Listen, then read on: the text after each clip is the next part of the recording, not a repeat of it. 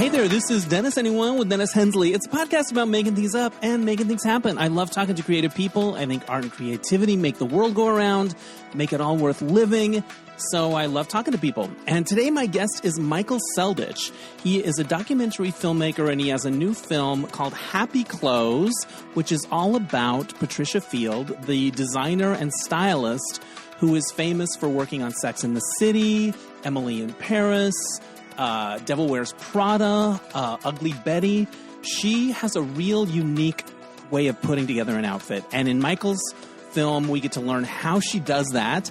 And also a lot of things about her that I didn't know. Even as a fan of Sex and the City, I didn't know she was gay. I didn't know she had a boutique in New York City for decades where all these kind of cool queer underground folks worked and just all kinds of stuff. She's a really unique person.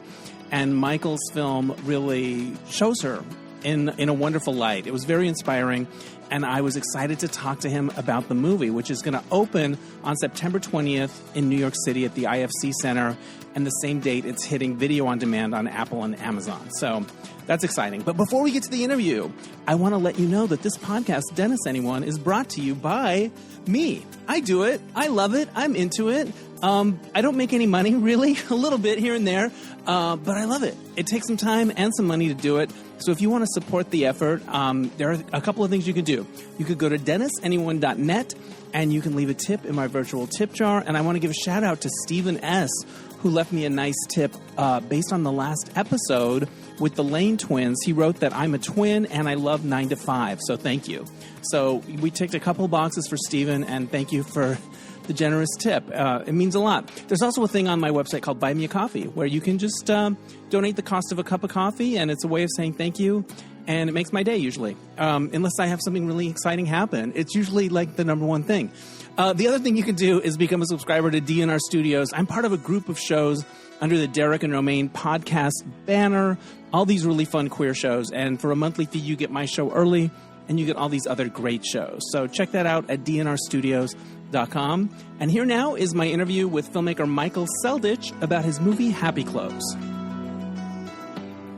Joining me now from Los Angeles, it's filmmaker Michael Selditch. Welcome to the podcast. Hey, Dennis. I'm excited to talk to you about this because I've now seen the film twice, and It's just so rich. I just really enjoy it, and she is such a unique person.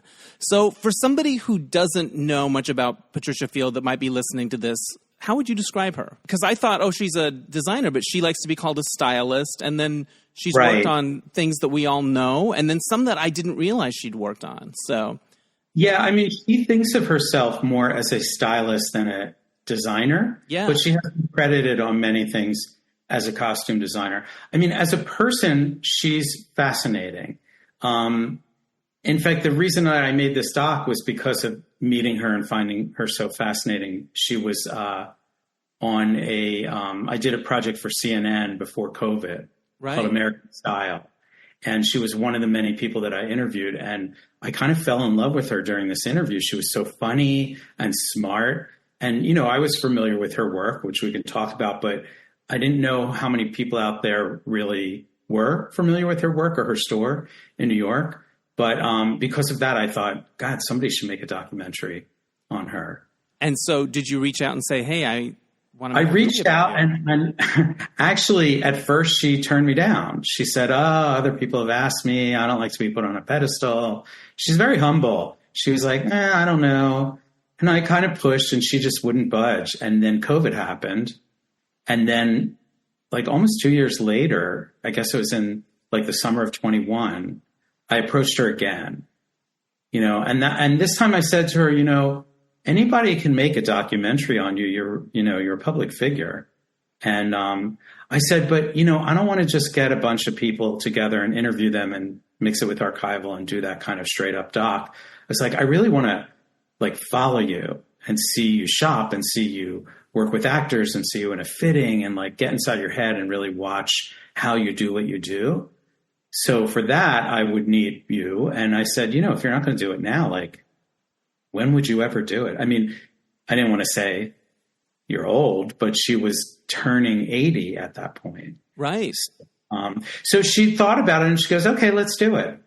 And she does turn 80 in the documentary. Right, and it's a surprise party, but you had to be in on the surprise as well as everybody that's there, right? So surprise parties are stressful, but I imagine it's even more so when you're making a movie, like having to act like you're going to some meeting. I don't know, how did that work with you being in on the surprise? Yeah, I mean, in many ways it was just as stressful as anything in a documentary when you're trying to hit some event and there's a lot of people involved and that everything has to happen, on schedule and on time. And I mean, it wasn't really that much more stressful than any other thing that we tried to plan that was a big event. But yeah, the surprise was from her. What's that? Keeping it from her was a little stressful. Right. Yeah. And you guys succeeded at that. She had no idea. Yeah. She had no idea. Oh, that's awesome. The film opens with her swimming, which is a really amazing shot, and then smoking right away. And I just love the juxtaposition of that. Yeah. So talk about why you chose to open the movie that way. I thought it was very striking. It's not what I expected to see. Well, one of the things that I observed as I, watched her for the year that we shot her is that she's very surprising and her work is very surprising. I mean, as a person, she will often surprise you. But when she puts these clothes together, as you could tell just from Sex and the City, oftentimes you're kind of surprised at what she puts together and how they somehow work, even though they seem to not have anything to do with each other, the pieces. So I kind of felt like, how can I keep the audience like on their toes and surprised? And when we were interviewing, I had asked her, what do you do to relax? And she said, well, I used to swim a lot, but I haven't been doing it that much. And I said, well, would you swim for us? And, at first she didn't want to do it. And I kind of twisted her arm. And so then when we were shooting the swimming, I was thinking to myself, wouldn't it be cool to start the movie this way so that people in the audience would be sitting there and you see the bottom of a pool and they think, am I in the right theater? Right. I don't think I'm in the right theater. This isn't the right movie. And then she jumps in and you're surprised. So it was kind of along those lines of like surprising people just like she does. But also it was a way for me to show how active and vibrant this 80-year-old woman is without saying she's active and vibrant, right. Showing you without saying it. Right. So that was why we started that way. And it kind of seemed like, just a visually interesting way to start a movie anyway. And she smokes all the time. Has she ever quit or stopped or tried to quit, or she just smokes? I don't know of her ever trying to quit. I suppose that's possible in her life that she has, but I feel like she's one of those smokers who's just reached the point where they're like, if it hasn't killed me by now. Right. Well, she's known for so many iconic projects like Sex and the City, of course. Ugly Betty. I had forgotten she worked on Ugly Betty for a while. Not every season, but some. Right. Devil Wears Prada. And then she's had her boutique. Emily in Paris. Yeah, Emily in Paris, which is like a huge hit for Netflix and just came out with the 4th season. But, a lot of television, like she's worked on about 40 TV shows going back to like Spin City. Yeah. Like Hope and Faith. Like she's done a lot of TV over the years. And she had a boutique in New York City for 50 years. How long was that boutique open? She opened it in 1966 when she was only, I think, 24 years old. And it closed in 2016. So 50 years. It wasn't always in the same location. Right. The biggest chunk of time, which I remember when I moved to New York in the mid 80s, it was on 8th Avenue. Right near NYU. And I think it was in that location for about 30 of the 50 years. And then it was in the end, like the last 10 years, it was on the Bowery. But yeah, like she was very well known herself, was well known for the store before she ever started doing film and television. In 1987 was the first time she did a movie. And before that, there was a ton of archival footage of her on the news just talking about her store. Yeah. So it was interesting to see that history. I love the section about all the people that had worked in her store. Like they were all club kids. They were all like queer, like just wild, people getting fired constantly. Who were some of the people that worked in her store? There was Daphne Rubin Vega. Daphne Rubin Vega, Laverne Cox. I don't know if Keith Haring ever worked in the store, but Keith Haring and Basquiat were big friends of hers and patrons, and sold things. They sold things at the store, in the store that people didn't really know who they were. Candace Cayne worked there for a while. Candace Cayne worked there. Perfidia. A lot of famous drag queens worked there. She gravitated towards, trans people, drag queens, anybody that was, what Molly Rogers in the film calls misfits at that time in the 70s and the 80s, when it was not, a common occurrence to be so inclusive, but she was being inclusive for the right reasons. She just found these people fascinating and creative and fun. And that's why she wanted them around her. It wasn't, as we say today, some DEI hire or something like that. She just loved creative people who had their own style and had something, creative to say. The early pictures of her, she's like in the 60s, and like she's got the kind of the beehive, and she looks like and now we know her as the red hair kind of rock and roll image. But to see those pictures of her, in the 60s with that look, it's so striking to realize what a long life she had. And she emigrated here, right? From Greece? Her parents did. She was born here. Yeah. Her mother, one of her parents is Greek. The other one's Armenian. I think her mom is Greek. Her father was Armenian, and they immigrated here. Yeah. Now, we talk a lot about Sex and the City in the movie, and there's a sequence where they're going through stuff from the show, like and then she finds the original Carrie necklace. And like, I was watching it with a friend of mine we're both big Sex and the City fans, and we're like practically swooning. Oh my gosh, that dress. Like, yeah. And you were able to get Sarah Jessica Parker and Kim Cattrall to do interviews. Yeah. And of course there's Kim Cattrall didn't come back for the And Just Like That of it. And that's touched on in this. But what was it like to interview them and to dive back into that show? Well, interviewing them, I mean, everybody we interviewed was there because they really loved Pat, and Kim and Pat are still very close right now. But, Vanessa Williams, Michael Urie, Darren Star, all the people that we interviewed that are in the film were there because, they really love Pat, and they felt like this was an important thing to put this out there for her legacy.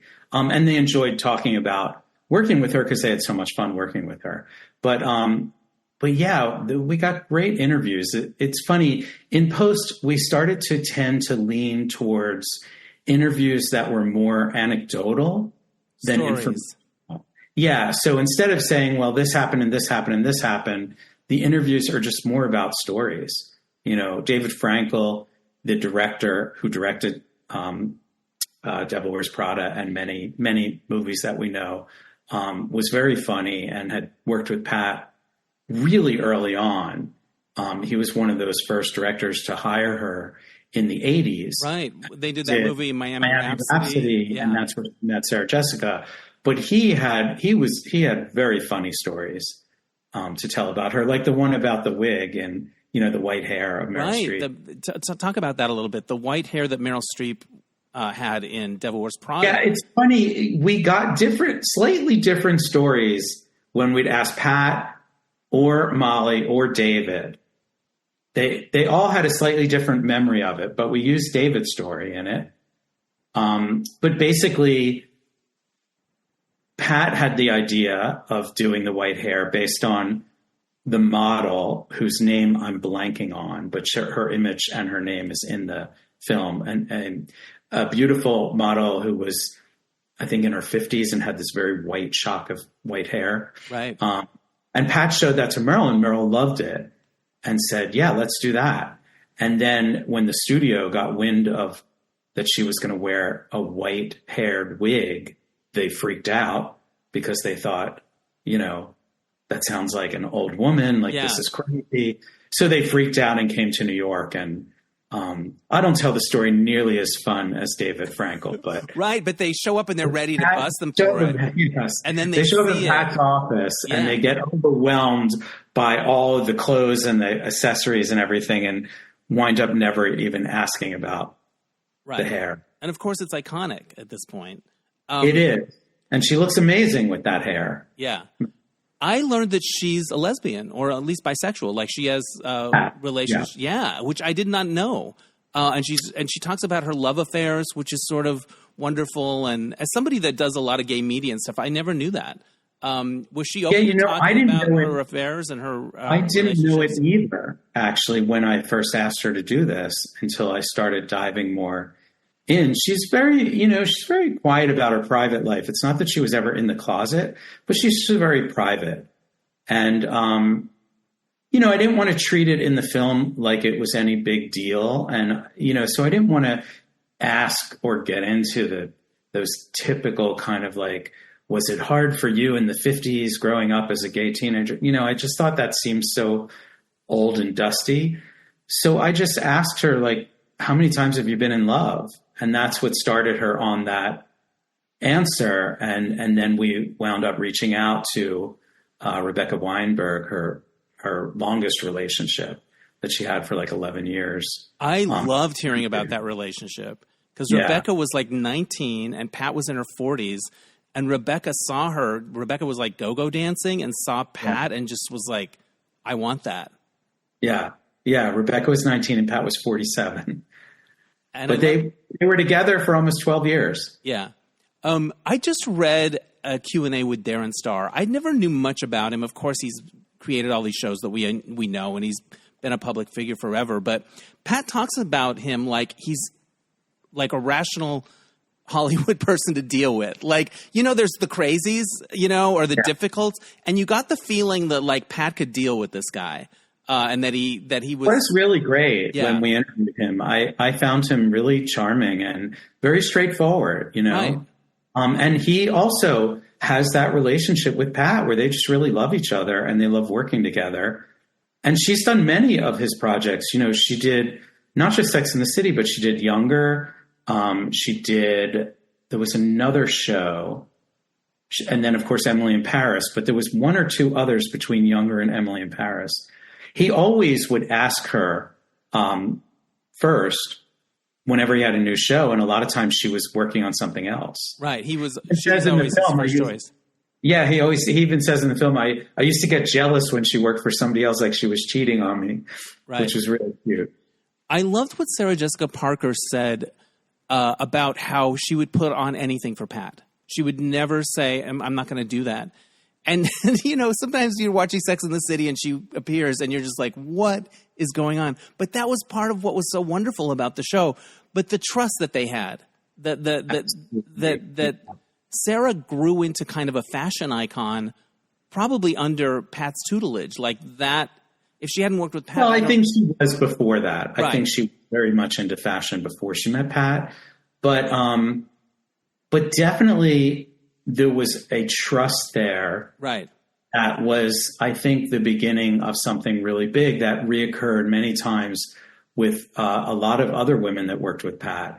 And Pat has this theory of how she works, which I've never heard a costume designer say before, which is that it's not just about the character that's written on the page.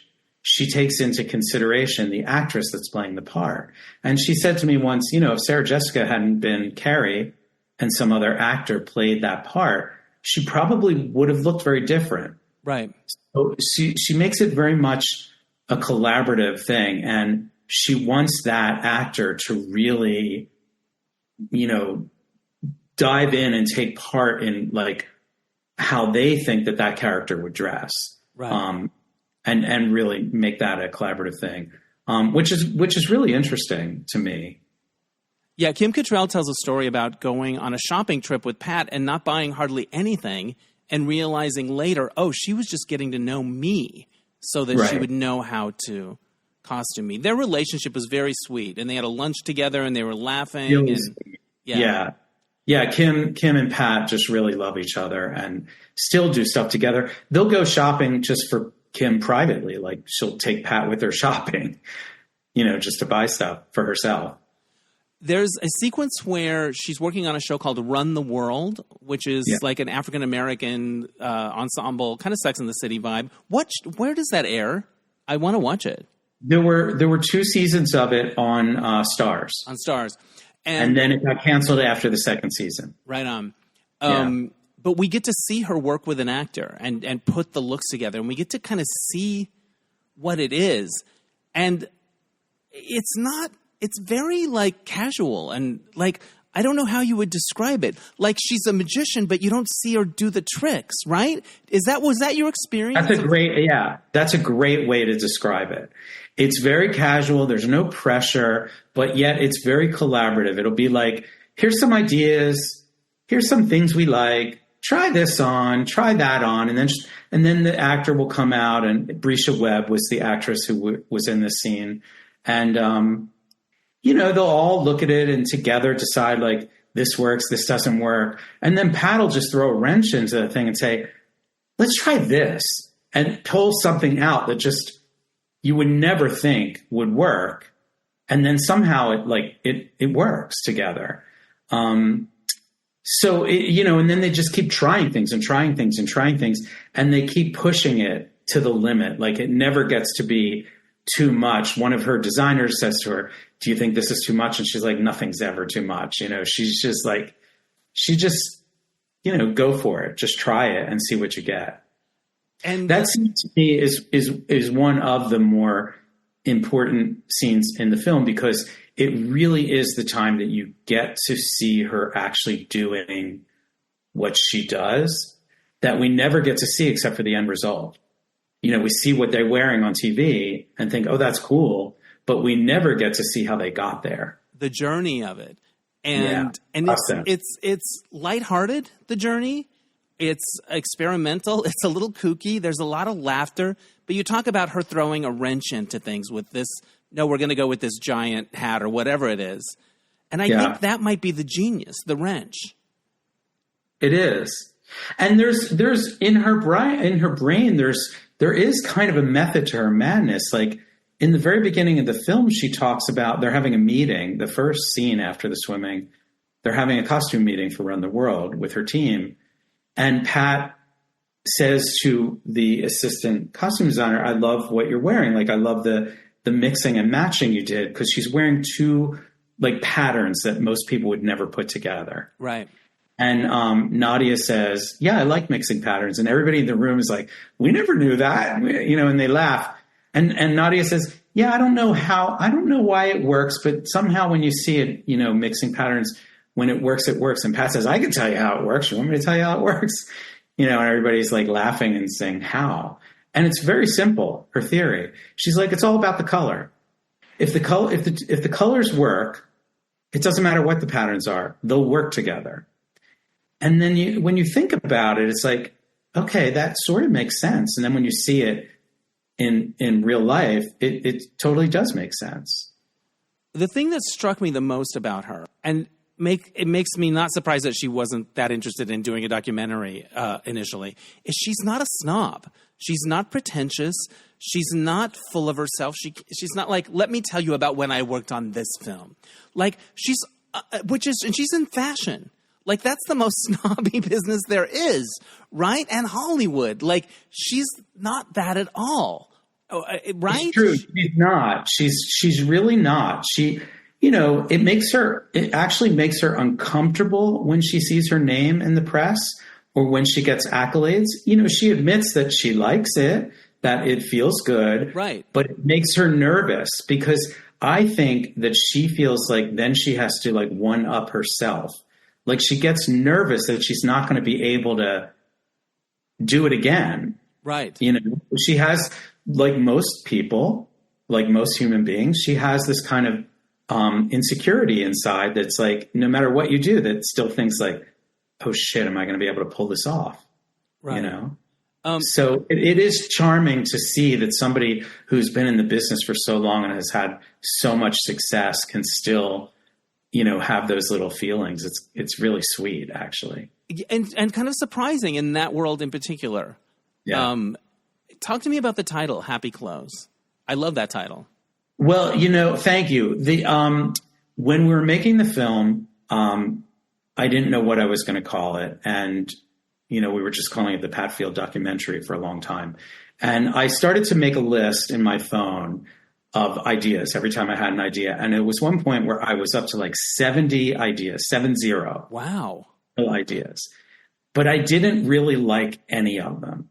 And every once in a while I'd say to Pat, like, hey, what do you think of, like House of Field for the title or whatever? And whatever it was. And she was always like, and I was like, I know I'm not there either. It's not there. But when we were watching back footage, when we started editing about maybe 8 months into our shooting, and edited for like another 7 months, but we were still shooting. But when I started watching footage and I was taking notes on the footage, I noticed after like the 6th or 7th time, she casually said the term happy clothes, like, oh, those are happy clothes. Right.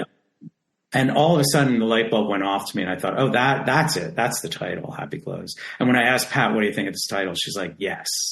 Immediately she said that. So in the film, she only says it like 2 or 3 times because I didn't want to overdo it.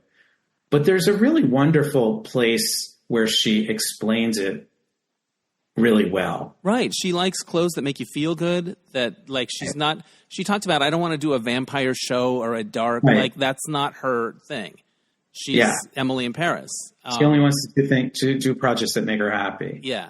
I like that. It's very sweet. Was there a moment where you felt like you had earned her trust, where you felt like a little breakthrough had happened with her? Because I think it's probably a very interesting thing to document somebody like that. I did. I mean, it is. It's a very invasive thing to ask somebody to follow them for 9 months or 10 months, whatever it was. And of course we're not there every single day, 24/7, but there were many, many times that we're in her space and you have all the equipment and, you're in their way. Right. I have noticed in the beginning, I did notice that with all of the people that worked with her, they all seemed to feel like there was a point where they gained her trust. And then once they gained her trust, everything was good. Right. Once you trusted them, it was a very easy process after that. And she really did look to somebody to weigh in and let them do their thing. But it takes a moment for her to trust somebody. And I do remember it took us about 2 months. I can't remember the exact moment, but I do remember one day feeling like saying to my producing partner, Sam, saying like, I feel like she's there. I feel like she trusts us. Like something clicked. I honestly don't remember what it was, but I do remember feeling it. And then from that point on, it was good. In fact, there's a story I can tell you that really proves how great she is when she does trust somebody. When the film was finished, I was really scared to show it to her, quite frankly, but I wanted to make sure that she was okay with everything. And, the reason I was nervous about showing it to her is because I didn't want to put her up on a pedestal, like she said. I didn't want to make her all shiny and perfect and make it feel like a puff piece. So I did include a lot of moments in the film where she's, kind of just very forward and abrasive with people sometimes. Right. It's always done in a funny way, but she just tells people what she thinks. She does not sugarcoat. Right. And I put a lot of that in the film.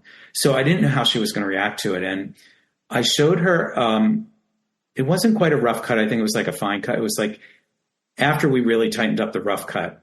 And I invited like 10 of her friends because I thought, I want to surround her with the people that she does really trust, because if she has some issue with something, they might say like, no, Pat, it's really great. Right. I thought they would, band together.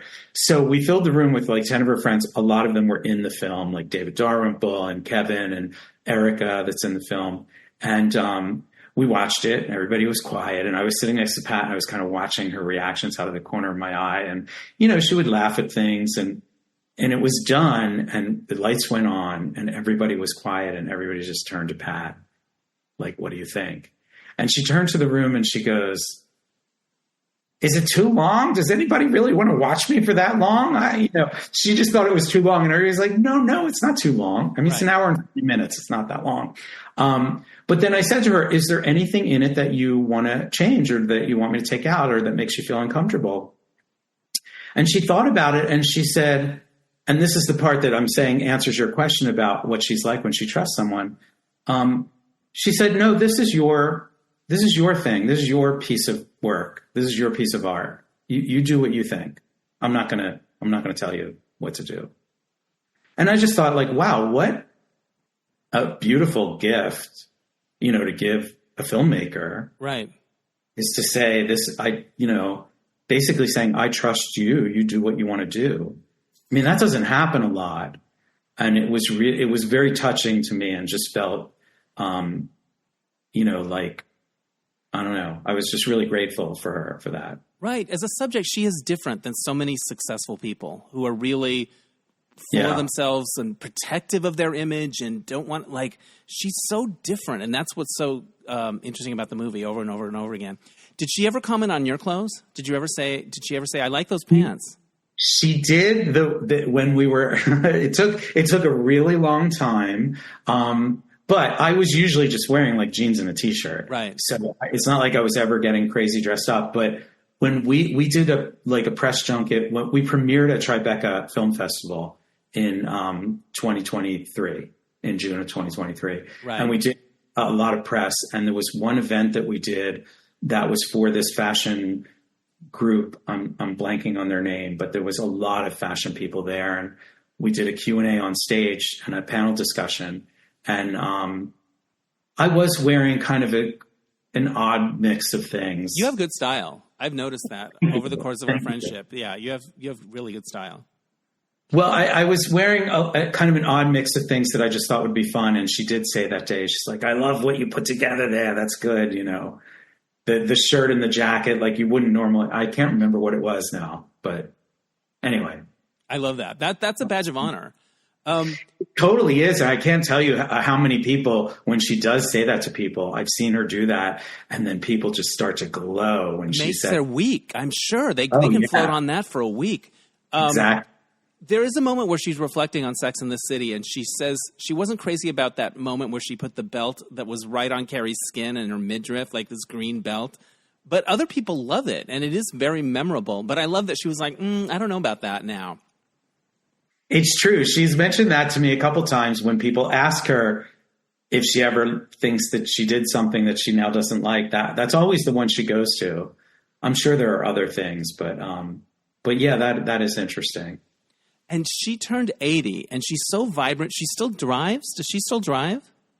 She still does drive. She's driving less. Yeah. But, she drove for us in the film. Like, her car is so beautiful and iconic, this little convertible, that I definitely wanted to have shots of her driving. And we did a whole drone day that day and got these amazing drone shots of her driving in this convertible. And before that, she had an AMC Pacer, which my friend Brett had one of those for a while. We used it in our film, If We Took a Holiday. He literally bought it off eBay and called it Elroy.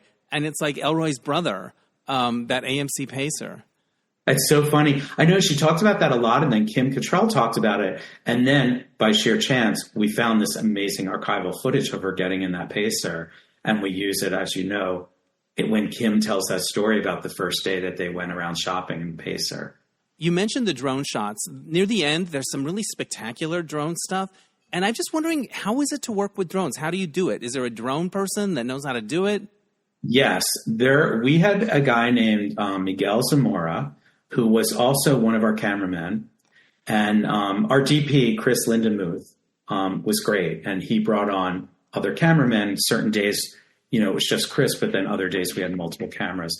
But Miguel...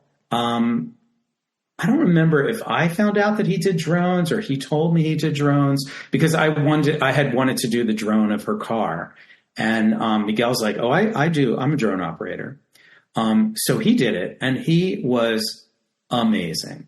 I mean, I was so blown away. First of all, I don't know if the drone itself, I should know this, can attach itself to an object and stay with it. But when we were doing those driving shots, in New York, there's only one stretch of highway in Brooklyn where you're legally allowed to do drone shots as an individual person. Otherwise, you have to get this slew of permits to fly drones in New York.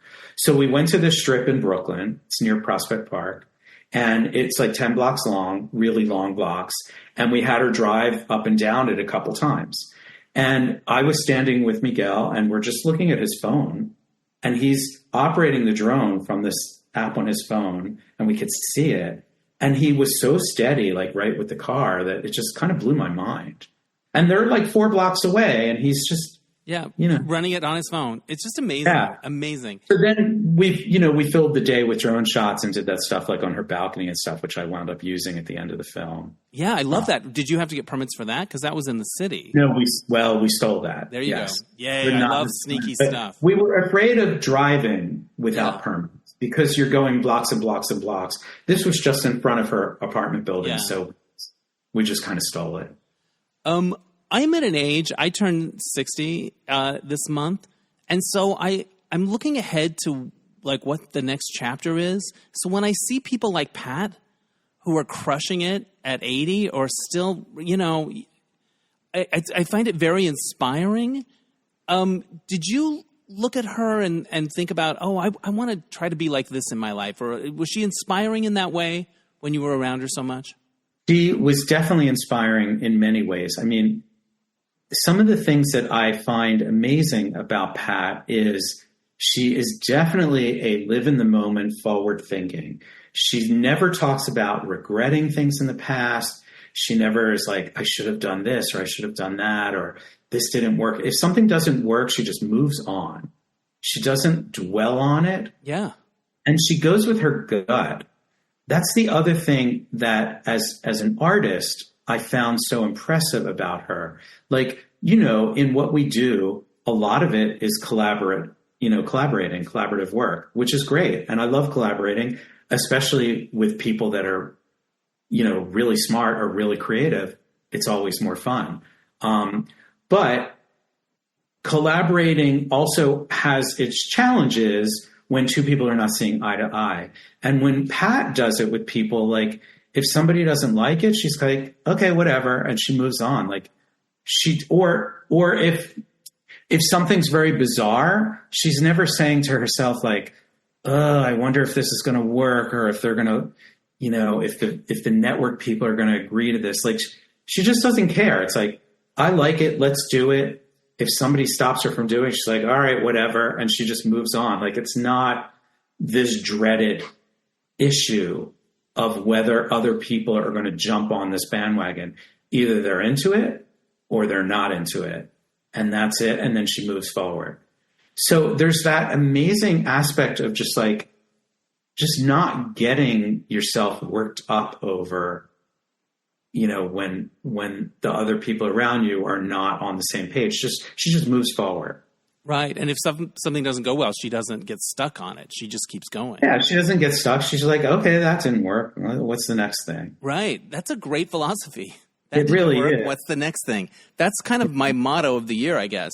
Something I say to myself. No, it's hard to do that. I need to say it every day. Well, also when you run out of that, well, that didn't work. What's the next thing? Well, that didn't work. Oh, that's a challenge. You and I first met on the film festival circuit. You had made a movie called Fixing Frank with Dan Butler, and I can't believe it's been 20 years, right? I know. Well, it's been more than 20 since we met because the film was in Outfest in 2002, and that's when we met. Right. And then we made a deal, and it was in theaters in 2005. Oh, right on. So that film, we actually remastered it, and we're doing a re-release in VOD for the 20th anniversary. And I think it's going to be January 1st of 2025 on VOD. Remind me of the storyline. Tell people what it's about. It's basically about conversion therapy. It was based on a play by Ken Haynes, and I saw the play in New York. It played in New York and in LA and I think other places. I know later it played all over the world, but when I saw it was early. And I saw the play in New York, and I went to it because a friend of mine was playing Frank, the lead. Andrew Elvis Miller, an actor. And I thought it was great. And I thought there was an element to it that I thought would be interesting to make into a film, which was that, I mean, basically the story is that Frank has a boyfriend who's a therapist, and he's kind of in a feud with this other therapist who's a conversion therapist. So Frank goes undercover to try to expose the conversion therapist, who's the adversary of his boyfriend, that fraud. And it kind of goes terribly wrong. But the thing that attracted me to that story about conversion therapy was that it was all based in logic. The way Ken wrote it, none of it was like, well, Jesus says you have to do this, so it's bad. Right. There was no religion in it at all. It was all based in logic. I thought that was interesting. But anyway, yes, we made it into a film, and it surprisingly holds up. I mean, what was it like to look at it again? Well, I hadn't seen it in years, and to do the remaster, I had to watch it again. And there was only one line that made me think this dates the film, where Frank said something like, and I ran to the nearest payphone to cancel it. You know what I mean? Instead of like, and then I just called and canceled it. He wasn't like, let's go see the Spice Girls or something. Exactly. So like that mention of a payphone, going to a payphone. But other than that, the film totally holds up, and it's really a fascinating story. And Dan Butler's so good in it. And Andrew, the one that I saw in the play, plays Frank in the film, and Paul Provenza, the comedian, plays his boyfriend. I love it. When you make a gay-themed story like that, and it ends up kind of having its life and going all over the world, do you ever hear from people randomly years later that it connected with them? Well, yeah. You know what's really interesting is when we turned it into a film, I added this element to it. So what I was saying before was the thing that attracted me to it is there's all these parts where one of the characters is in Frank's head, and on stage, they were just on stage, but they were really in his head. And I had this idea of how I would do that in a film. And so that was kind of one of the things that I thought would make it an interesting film, because it's very tight, very claustrophobic, all interiors, mainly 3 people kind of film. It does have a sense of being a play, but I felt like you had to break that up with something. So I added this other element where there's interviews in it, kind of like documentary interviews. Right. And you don't know where they are or who they're talking to until the very end of the film. But I gave it a reason, like where they are and who's questioning them. And you don't find out till the end of the film. So I did these interviews with no script. So at one point at the end of shooting, I had each of the 3 characters sit in front of me. It was me, one of my other producers, and Ken. And we just grilled them and asked them all these questions. And the actor was just in character and, didn't know what we were going to ask them or how they were going to answer, no script. Wow. And edit that up and put it into the film. Right. It worked so well that years later, I found out that there were people who were still doing the play, like in Germany, and all these different places in the world. And they started doing the play with the interviews in it that were in the film that were not in the original play. Would they do word for word what you guys were doing, or would word they for word? use They the took idea word for word what we did in the film and turned it in and put it into the play. That's really cool. Yeah. So I thought, wow, that's interesting that people did that. When did you first realize you wanted to make movies? When I was a little kid, my friend Richard, who I'm still friends with now, we went to kindergarten together. We made a lot of Super 8 films when I was like 8, 9, 10 years old. What were they about? Do you remember any of them? Like they were just really stupid. Like, we didn't know how to make a story. So it would be like, let's do a chase film. And we would do them in 5 minutes because Super 8 was 5 minutes long. Right. So we would do it in camera. We didn't know about editing, so we would literally do the cuts in camera. So like if one person was on camera, we'd shoot that, stop the camera, aim the other person. So we'd get it back and it would, it'd already be edited. Right. So they're all 5 minutes long. And, we did like one was a chase scene, one was and we put music to them. There was no sound. So they really didn't have many solid stories in them. But at that point, when I was that young, I had no idea that, this was like a real profession or how you would do that. Right. I was also very interested in architecture and I decided when I was 10 years old that I was going to be an architect. And so I never really thought about filmmaking, and I did become an architect and did that for 14 years until I started to feel like I wasn't really loving the profession of architecture. I love architecture, but the profession wasn't really fulfilling me. And so I switched. Little did I know now in retrospect that, our profession of film is way worse, right? way more difficult and way more problematic than architecture. Right. But at the same time, I don't know if I would ever change it. If I could go back and change it, I think my perspective on filmmaking, because of my years as an architect, has a very specific POV that maybe other people don't. And even like this documentary in my last one and a TV series I did that was the documentary one on architecture, they all have a similar theme, which is process. Like I really love watching people make stuff. Right. How they do what they do. Yeah. The process keeps popping up in my work. And I think that's very much because of my experience as an architect. Right. Making something out of nothing. You shoot all this footage of Patricia Field. You're making a documentary. How do you organize your thoughts about how to put it together? Are there note cards? Yeah, Is that's there a the big hardest whiteboard? part. Like how do you do it? How do you figure out how you want to put it together?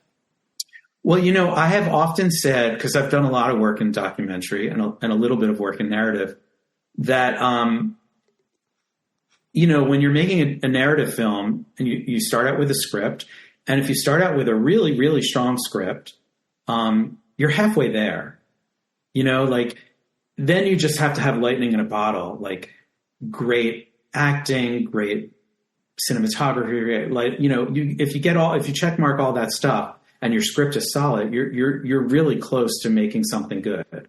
Now that lightning in a bottle is difficult to do, but my point is that you start with a great script. In a documentary, you're really writing the script in post. You can't really start with a script because you're shooting real life. And so in this case, because there was so much verite in this film, that I wanted the main thrust of the film to be verite of her in her life and not just archival and interviews. I was really weighing on what happened in her life. So as a producer, you make a lot of decisions like, well, what's happening in your life? Okay, that sounds fun. Let's shoot that on that day. Let's shoot that on that day. Let's try to make this thing happen. We'll shoot that. So you make those decisions. But again, what you get isn't always exactly what you thought you were going to get. Sometimes it's more interesting. Sometimes it's less interesting. Right. You're faced with in post writing a script. So we had about 100 hours of footage that we shot. And I had about 200 hours of archival footage that we found. Right. So it's an overwhelming thing to begin with. I would just be overwhelmed. So what we started to do was, and I was working with an editor that I've worked with many times in the past, Rob Tate, who's an amazing documentary editor. I mean, he's really a great storyteller. So we would just start with stories out of order, like, okay, let's film like the fitting scene, like the one that we were just talking about where Bruce is doing. Let's cut that, and figure out like what's the scene really about? What are the best parts of it? I will go through footage, give my thoughts on that to an editor, and then say, okay, here's what I think is the best part about it and what it's about. But if you see something else, show me. Like, don't just stick to what I have, but use that if you can't figure out anything else. So we do that, and we cut a bunch of things out of order, and then you start to see how you want to put it together. So it's a daunting task. There was a rough cut that we had that was like 2 hours and 10 minutes. After we started cutting everything together, then we thought, okay, let's make decisions. And like you said, with note cards, we did note cards on a board. Let's make a decision of how to put it together. We put it together, watched it, and it just was bad. Like, it just wasn't the right order. There were intuitive things that I thought I was going to do, like sprinkle different, like Run the World is one of the storylines, this TV show that we talked about on Star. So I was going to sprinkle it throughout to make it feel like she's busy work, which she was.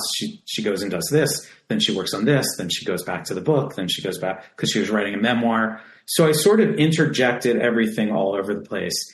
And it was hard to watch. It was all over. And we started to realize something that I've known over and over again, which Rob used to always say, it's put like with like. So if you start to just put it all together, at first you think, well, it's going to be boring just in one chunk. But somehow it makes it easier to watch that story. Right. It has a flow to it. It wound up being very simple. The first act sets up the 3 stories that we're watching. Yeah. The second act is all about her previous work. And then the third act is finishing up Run the World. Like, it's a very simple structure as it is right now. Non-linear, which I always find fascinating, but still very organized, if that makes sense. You got some fun music in there. You got Cyndi Lauper, She Bop. Yeah. So score on that. What were the biggest challenges of this movie? What was hard about it? Well, the editing definitely was the biggest challenge. I mean, how to put it together was really hard. I mean, I had only budgeted for 3 months of editing, and we wound up going to 8 months of editing. Wow. It was very tricky. I had to move money around all over the place because we still kept a budget. But so that was difficult. Sometimes, getting Pat to follow through with something, like she would, agree to do something. Then as it got closer, sometimes she's like, we don't really want to do that, do we? And I'm like, yeah, we want to do it. So sometimes she would want to like skew a little, but she would always come through. Yeah. Do you have messages from her on your voicemail that you've saved? Because I bet she has funny voicemails. I don't know if I have voicemail messages. I must have some. It was mainly texting and stuff. Right on. I was there in New York for a good part of the year of 2022 when we shot it. So, I mean, I was there all the time down in her studio. Right on. Yeah. I wrote this down. Is she competitive? That's an interesting question. I don't know how she would answer that. From what I see, I don't think she's very competitive, but I can't help but think somewhere in her mind, she must have that competitive edge of like, I want mine to be the best. Yeah. But she doesn't really wear that on her sleeve in any way. Yeah. One of my favorite sequences was when Ugly Betty was featured, and she didn't do all the seasons. She did a little bit. She did the beginning, and then she didn't do the middle, and then she did the pilot. End. Then they went to LA for 2 years. Yeah. And she didn't want to go. And then they came back to New York and she picked it up for season 3. And the difference in the outfits that they were wearing are so striking. Like, her outfits are like a carnival on the body. Like, and the other ones were perfectly fine and cool for the character, whatever. But Pat's clothes, they're like a party. Like, they're unexpected. I mean, that is the theme throughout. It really surprises you. Yeah. But that's a perfect example of like, when I was talking about Ugly Betty with the people that I interviewed, like Michael Urie and Vanessa Williams, I didn't want it to just be like this happened and then this happened and this happened. And Michael told that story, Michael Urie, about her doing the pilot, and which I knew about, that she didn't do all the seasons. Right. The story was so fun, and the way he told it was so interesting that became that anecdotal aspect of those 2 interviews became the thing that drove that section. So that's why I think those sections are really fun, because they're just about stories. Well, and then you get, you see the clothes in it. You get to see the difference between what she does and what other people do. Other talented professional people do. And you're like, oh, it's that. It's that thing. That's what we love. The contrast is really striking. Tell people how they can see your movie, because it's going to be in New York City and then also on VOD. So New York City on September 20th? So, yes, September 20th, there's a limited theatrical starting in New York at IFC Center. I think tickets go on sale on IFC's website on the 16th of September if you're in New York and you want to see it. Nice. That week. And then it might move to other cities, but also on September 20th, it will be available on Apple and Amazon VOD. And then on October 8th, there's going to be a limited theatrical run in Canada, and it will also be on VOD in Canada. Yeah. I had a Great. guest on recently that made a documentary, and they were talking about that this has been a challenging time post like 2022. What's Oh my it God. like out there for these kind of films? It has been a challenging time. Well, you know, the challenge of television Right. since has been really difficult. I think overall it's been a challenging time because a lot of, you know, everything's been consolidated, you Right. know, Warner Discovery, and there's not a lot of different places anymore. There's just like these big giant monopolies of streamers. And so there's so much stuff out there that not as much television or movies are being greenlit. And then in terms of selling something as an acquisition that's already been made, like this film, which was made independently and then sold, Right. there's not a lot of buying happening. So it's really tough, and the deals are not quite as lush as they were maybe even 3 years ago. Yeah. But, you know, it is what it is. And, you know, we were really thrilled and grateful that Greenwich Entertainment, you know, wanted to buy this and loved the film so much. Yeah, and it'll be out there, and people will get to enjoy it, and people that have loved her work in the movies will get to see what went into who she is and how she does what she does.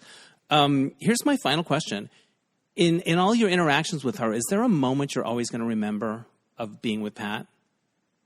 That's a good question. I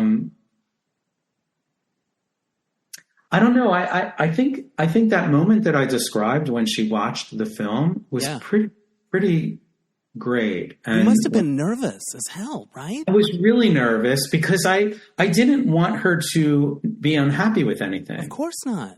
You know, so there were times in the film where she's like, there's a time with her co-writer that she wrote the autobiography where she really gives her shit about, remember the thing with the belt?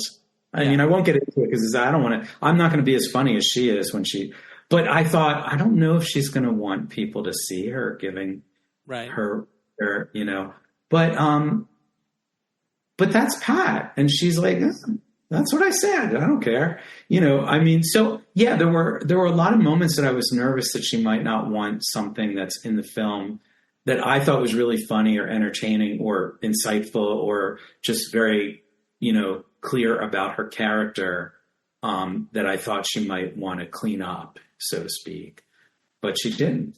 So I don't know, that moment when she said that to me really stands out to me as like a gift. Yeah, because you'd both put so much out there, and then to know that it came together and that she was happy with it. That must have been such a huge relief. And the reaction that we get from festivals. I mean, you saw it first at a festival at LA. We've had I think we've done close to 30 festivals all over the world, and I've been to most of them. And just watching an audience watch it, I have never had so much joy watching an audience enjoy something, because Pat is so inspiring and people get really excited about it. And they, you know, it's one of those I laughed, I cried kind of thing. And, you know, the comments that we get afterwards, people are like, oh my God, I want to go home and throw out all my clothes and start over again. Or, right. I want to go make something. I'm so inspired to go make something. You know, that kind of reaction has been really amazing. And the film has won a bunch of awards, including 4 audience awards, which surprised me that at 4 different festivals we got, you know, the audience. So that all has been incredibly, you know, humbling and just exciting to, you know, witness. Well, your instinct that there's a story here was right, and also the way you put it together was really artful, and also it's very moving to know that she's 80, and so there's this feeling of she's not gonna be with us forever. None of us are, but you know what I mean? There's a hint of that in the air, but it's never spoken about. You could see it in her eyes a little bit. Right. Well, in the last scene, I really did kind of try to touch on the idea of immortality and stuff like that. And she kind of went with it. And that's where a lot of people get a little choked up in that last scene. Yeah. Because you could tell that she still dyes her hair the red, and she's still doing her thing. She's driving, she's swimming, she's smoking, she's working, and then she's a little bit like, oh, I'm a little bit tired. And you're like, exactly. Yeah. You deserve to be, girl. Exactly. She's now 82. 82. Fantastic. Yeah. And she's moving the gallery across the street into a storefront. Nice. Which blew my mind that they're doing that right now. It's like she's still going, Right. And so it's almost like she's reopening her store right now. So if anybody's in New York and they want to go see her, I'm going to tell you the address. Oh. She's at 211 East Broadway is her new gallery that's opening, I think, this month at the end of this August. And she loves when people come in and say hi to her.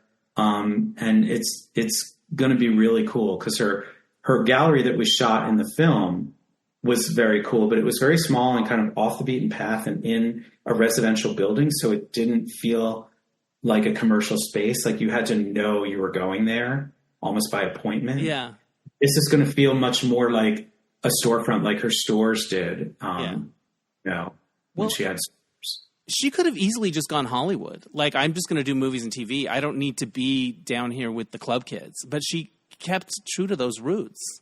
She kind of enjoys that more. She loves just talking to people who come in off the street. Yeah. Especially if somebody who comes in with some style. I remember we were shooting, there was a scene, we have a ton of deleted scenes, but there was a scene of, we were shooting one day and these British girls came in who were like all decked out. They looked amazing. It was like 4 British girls. One was a singer and, Pat just like went crazy over these girls. Like she just fell in love and they were talking and we had a really fun scene that I wound up cutting just because it wasn't like moving the story along. But it's that kind of stuff that she really gets off on when people walk in off the street. If they really have style, she gravitates. Yeah, it lights her up. Did you ever go to the store back in the day, long before you? Oh, yeah. I remember going to the store a bunch. Yeah. Back when it was on 8th Street. Yeah. I can't remember what I bought there. I know I did buy some stuff, maybe a hat or something, but I think back in the 80s, it might have been, even for me, the stuff was like too crazy. I don't know. I was a different person back then. Right. There was a few quotes where she's like, I'm the exaggeration queen. I tend to push. And that's what we love. Michael, congratulations on the movie. I think everyone should watch it. It's an inspiring story of a person, and also if you know the shows, you'll get a real kick out of it. But it's just an interesting character study of this one-of-a-kind person. So, well done. Thank you, Dennis. I'll see you soon. Yes, excellent. Thanks again to Michael Selditch. To find out more about Happy Clothes and where it's showing, you could go to greenwichentertainment.com, and it's spelled Green Witch, but I bet it's pronounced Greenwich. So greenwichentertainment.com to learn more about Happy Clothes. All right, so this happened. Actually, a couple of things are happening that I want to talk about today. One of them is I've started organizing little get-togethers of my friends to write postcards to send to swing states to help Kamala Harris and the Democrats in the upcoming election. When you're in California, it's pretty solidly Democratic, so it's not really a swing state. So this is something that we can do. And we get together. There's markers involved. There's postcards. There's coloring. There's writing. I remember a couple years ago, I wrote Raphael Warnock's name in block letters so many times. Also John Ossoff's name. But I like to do block letters of the name. It's my style. It's my signature, maybe, some people say, in the postcarding community. Anyway, but they both won, and that was really thrilling. So if you're interested in doing that and you live in L.A., email me at dennis@dennishensley.com, and I'll let you know the next time we're doing it. And if you're not in L.A. but you want to help us out, we would love some money for postage because the volunteers provide their own postcards and postage and stuff. So go to my Venmo at dennisanyone.net and send me some money for postage if you want to support the cause. Because here's the thing. I went to buy postage stamps like a week ago for postcards. I was so shocked at how much they were, you guys. I blocked it out. I know it was more than 50 cents. But remember when postcards were like 15 cents at the most? It's crazy. So, yeah, it was a lot. So anyway, you can help out doing that. The other thing I want to talk about this week is I saw a movie that may be my favorite movie of the year so far. I went to see Sing Sing, starring Coleman Domingo. I went by myself, and I had my eye on it for a while. I'd heard good things, and it was leaving theaters, and there was one theater within like 30 miles that was showing it, and they had one showing, so I went. You guys, I cried from the start to the end. I was so moved by it. It's about a real program called Rehabilitation Through the Arts, where prisoners put on plays and learn about acting and learn about storytelling and tap into their feelings and express themselves. And, you know, I talk a lot about how I believe that art and creativity make life bearable during the tough times. And this is such a stark, powerful example of that. Most of the performers in the movie, apart from Coleman Domingo and maybe a couple of others, are actors that came through this program. They're not professional, you know, they don't have agents and stuff like that. They're people that came through this program. There's one in particular that is so good that I think he's going to get a supporting actor nomination. And I don't have his name in front of me, but if you see the movie, you'll know who I'm talking about. It's just wonderful. And I was supposed to go out dancing that night, and I still had a crying headache 3 hours later. So I was like, I didn't go gay dancing. You know, when you cry so much you get a headache, that's what happened. And then I'm driving on the way home. Here's like a little magical story. So I'm driving home from the movie, very moved still, and I usually listen to a podcast or something on my iPhone, and the Apple Play in my car was acting up, and it was jumping around, and it wouldn't work. So I just I yanked out the cord, and I was like, I'm just going to listen to the radio. So I'm listening to the radio. On comes the theme song from Sing Sing. I think it's called I'll Fly Away. It's not like a famous artist. It's like NPR afternoon, you know, it's not American Top 40 song. And it just happened to be playing. And I was like, that's the movie I just saw. That's the movie that I'm so filled. My soul is so filled. And now it's still getting filled with the radio because my smartphone was like, no, you need to hear this song again. So you guys, those are the little things you look for in North Hollywood when you need a little magic. All right. That's enough for this week. Go see that movie. It's really good. And, you know, if you want to help us with the election, email me and let me know if you're in LA, or send us some money for stamps. It helps out. I appreciate it. All right. The other thing I want to plug, 2 mismatch games coming up. September 14th at Gay Days Disneyland, September 28th, the 20th anniversary show at the Renberg. The links are on my link tree, which you can access at my Instagram, Dennis C. Hensley. Want to give a shout out to Oscar Rosario for mixing the episodes. My theme music is by Mark Daniels for placement music. We'll catch you next time on Dennis Anyone. Bye!